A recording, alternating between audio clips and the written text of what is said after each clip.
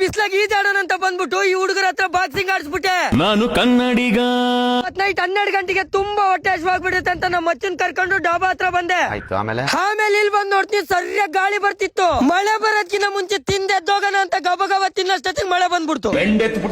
ಆಮೇಲೆ ನಮ್ಮ ಅಚ್ಚನ್ಗೆ ನಾನು ಹಿಂಗ್ ಕೇಳ್ದೆ, ಈ ಮಳೆ ನಿಲ್ಕತ್ತಿಲ್ಲ ಬಾ, ನಾವು ಮನೆಗೆ ಹೋಗ್ತೀವಿ. ದೇವ್ರ 10 ದಿನ ಟೈಮ್ ಕೊಡ್ಲಿ, ಮಳೆ ನಿಲ್ಸ್ಬಿಟ್ರೆ ಶಿಸ್ತ ಮನೆಗೆ ಹೋಗ್ತೀವಿ. ನಿಮ್ಮ ಅಪ್ಪ ಅಮ್ಮ ನಿನ್ನ ಏನು ಅಂತ ಹುಟ್ಟಿಸ್ಬಿಟ್ರು. ಕೊನೆಗೆ ಎಷ್ಟೊತ್ತಾದ್ರೂ ಕೂಡ ಈ ಮಳೆ ನಿಲ್ಲಿಲ್ಲ. ಈ ಮಳೆಯಲ್ಲಿ ನೆಂದ್ರೇನ್ ಮೊಳಕೆ ಬರಲ್ಲ ಅಂತ ಅನ್ಕೊಂಡು ತಲೆಗೆ ಕವರ್ ಹಾಕೊಂಡು ಈ ಮಳೆಯಲ್ಲಿ ನೆಂದ್ಕೊಂಡು ಮನೆಗ್ ಬಂದ್ ಕಾಲ್ ಎತ್ಕೊಂಡ್ ಮಕ್ಕಂಡೆ. ಹೆಣ್ಣುಗಳಿಗೆ ಎಷ್ಟು ಬಟ್ಕು. ಮಧ್ಯಾಹ್ನ ಇಲ್ಲಿ ಬಂದು ನೆತ್ತಿ ಮೇಲೆ ಹೊಡಿತೀರ ಸೂರಿಗೆ ಒಂದ್ ದೊಡ್ಡ ನಮಸ್ಕಾರ ಅಂತ ಅಂದ್ಬಿಟ್ಟು ಈಜಾಡಕ್ ಹೋಗೋಣ ಅಂತ ಸೀದಾ ಇಲ್ಲಿ ಬಂದ್ ನೋಡ್ತೀವಿ. ಇಲ್ಲಿ ನೋಡಿದ್ರೆ ನೀರೇ ಇಲ್ಲ. ಅದೇ ಬೇಜಾರಾಗಿ ಇನ್ನೇನ್ ಈಜಾಡೋಣ ಈ ನೀರಾಗಂತ ವಾಪಸ್ ಹೋಗೋ ಗ್ಯಾಪಲ್ಲಿ ಇವ್ರು ನೋಡ್ರಿ ಈ ನೀರಲ್ಲಿ ಬಾಕ್ಸಿಂಗ್ ಆಡ್ತವ್ರೆ.